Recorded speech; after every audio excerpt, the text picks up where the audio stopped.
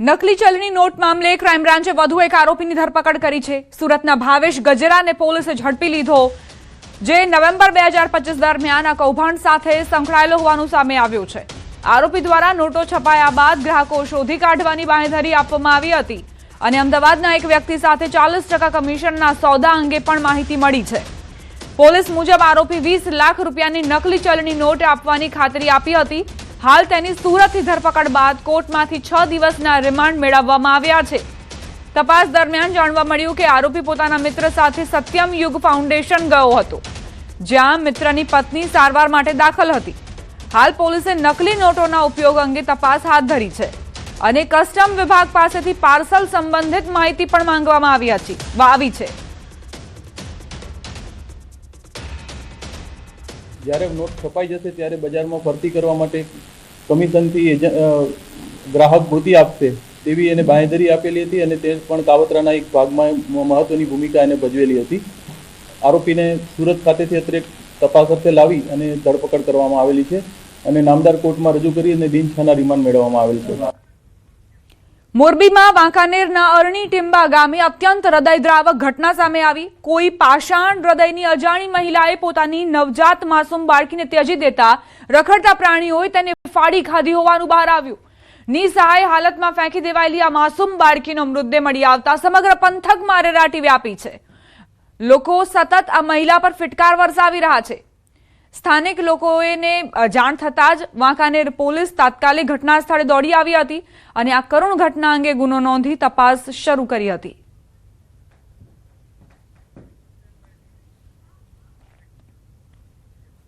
કચ્છના રાપર તાલુકાના મોટી હમીરપુર ગામે મંદિર ચોરીનો ભેદ ઉકેલાયો। ચોરી મામલે પોલીસે 2 આરોપીઓને સકંજામાં લીધા છે। હમીરપુર ગામમાં થોડા દિવસો અગાઉ થયેલી મંદિર ચોરીની ઘટના જે બાદ પોલીસ એક્શનમાં આવી। આ બનાવે સમગ્ર વિસ્તારમાં હડકંપ મચાવ્યો હતો, કારણ કે મંદિરમાંથી કિંમતી આભૂષણોની ચોરી કરાઈ હતી। ઘટનાની જાણ થતાં જ આડેસર પોલીસ હરકતમાં આવી અને તાત્કાલિક તપાસ શરૂ કરી હતી। તપાસ દરમિયાન પોલીસે ટેકનિકલ તેમજ માનવ સૂત્રોના આધારે 2 શંકાસ્પદ ઈસમોને ઝડપી પાડ્યા હતા। કડક પૂછપરછ કરતા આરોપીઓએ મંદિર ચોરીની કબૂલાત આપી દીધી હતી। પોલીસે તેમની પાસેથી ચોરાયેલા સોના ચાંદીના આભૂષણો પણ કબજે કરી લીધા છે, જે મંદિરમાંથી ચોરાયા હતા। જેમાં જે 2 લોકો છે, એક છે પાંચાભાઈ વિભાભાઈ કોળી અને બીજો જે છે જાવેદભાઈ આદમભાઈ ગાંચી। એ બંને લોકોએ આ જે મંદિર ચોરીના બનાવોને અંજામ આપેલ હોય એવી હકીકત મળેલ હતી, જેના આધારે એ લોકોને આડેસર પોસ્ટ વિસ્તારથી જે છે પકડી પાડવામાં આવેલ છે।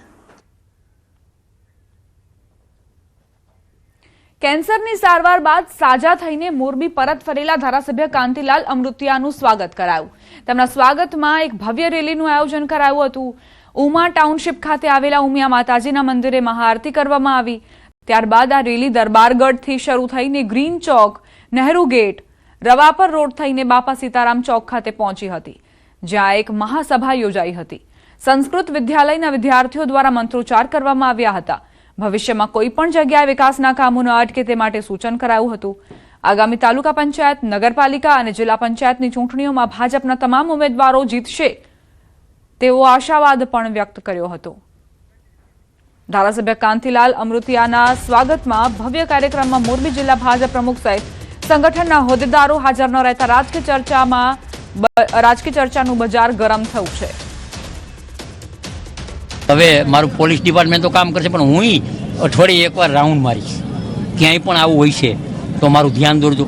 ક્યાંય પણ ખોટા કામ હશે, ક્યાંય ભેરસેર હશે તો મારું ભારતીય જનતા પાર્ટીની કાર્યકર્તાની જવાબદારી સરકારની ઇમેજ બનાવવાની। અહીંયા એવું કાંઈ પણ હોય તો મને ફોનથી ધ્યાન દેજો। પણ અમારે ઓચિંતાની ગાંધીનગરમાં જે એક મિટિંગ આવી એટલે પ્રદેશના હોદ્દેદારો એટલે મોહનભાઈ પણ અપેક્ષિત હતા, દુર્લભજીભાઈ એક વિશેષ એમાં અપેક્ષિત હતા, હું પણ એમાં અપેક્ષિત હતો।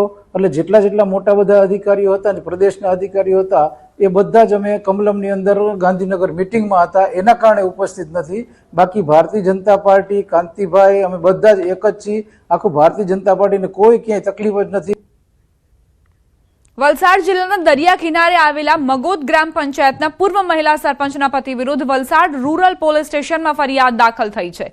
તલાટીએ દાખલ કરાવેલી આ ફરિયાદમાં પૂર્વ મહિલા સરપંચ સંધ્યા પટેલના પતિ દીપેશભાઈ પટેલ વિરુદ્ધ ગ્રામ પંચાયતના બોગસ સહી સિક્કા કરી અને બોગસ દસ્તાવેજો ઉભા કરી એક ખાનગી ફાઇનાન્સ બેંકમાંથી ₹10 લાખની લોન લેવાનું કૌભાંડ આચર્યું હોવાનો આરોપ મુકાયો છે. વલસાડ રૂરલ પોલીસ સ્ટેશનમાં ફરિયાદ નોંધાતા જ પોલીસ તાત્કાલિક હરકતમાં આવી અને પૂર્વ મહિલા સરપંચ સંધ્યા પટેલના પતિ દીપેશ પટેલની તાત્કાલિક ધરપકડ કરી સળિયા પાછળ ધકેલી દીધો છે. જેમાં તલાટી કમ મંત્રીના ખોટા સિક્કા મારી ખોટી સહી કરવામાં આવેલી હતી.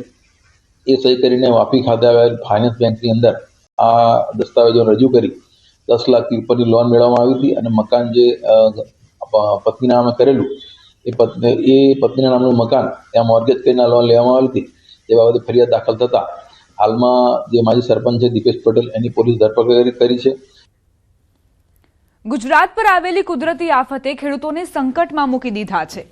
આખું વર્ષ મહેનત કરતા ખેડૂતોના પાકને કમોસમી વરસાદની નજર લાગી ગઈ છે અને પાક બરબાદ થઈ જાય છે. ખાસ કરીને ઘઉંનો પાક જ્યારે ખેતરમાં તૈયાર પડ્યો છે ત્યારે જો વરસાદ પડે તો ખેડૂતોને રાતા પાણીએ રોવાનો વારો આવી શકે છે. એક તરફ મોંઘા બિયારણ અને ખાતર અને તે બાદ માંડ પાક તૈયાર થયો હોય ત્યાં હવે 29 અને 30 માર્ચના રોજ વરસાદની આગાહી છે.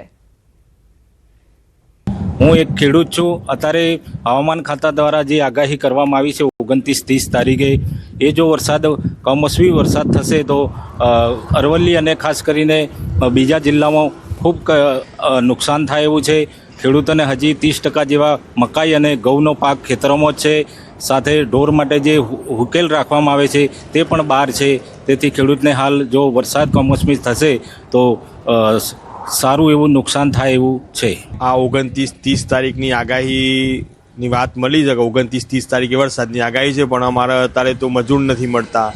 અડધા ઘઉં વાઢેલા પડ્યા છે, અડધા ઘઉં ઊભા છે, અમુક જે ઘઉં ઠેસરમાં કાઢ્યા છે એનું ભૂસું ખેતરમાં પડ્યું છે. જો આ 29 અને 30 તારીખે જો વરસાદ થશે તો અમારી ખેડૂતની હાલત બિલકુલ કફોડી થઈ જશે. કશું હાથમાં આવે એવું લાગતું નથી.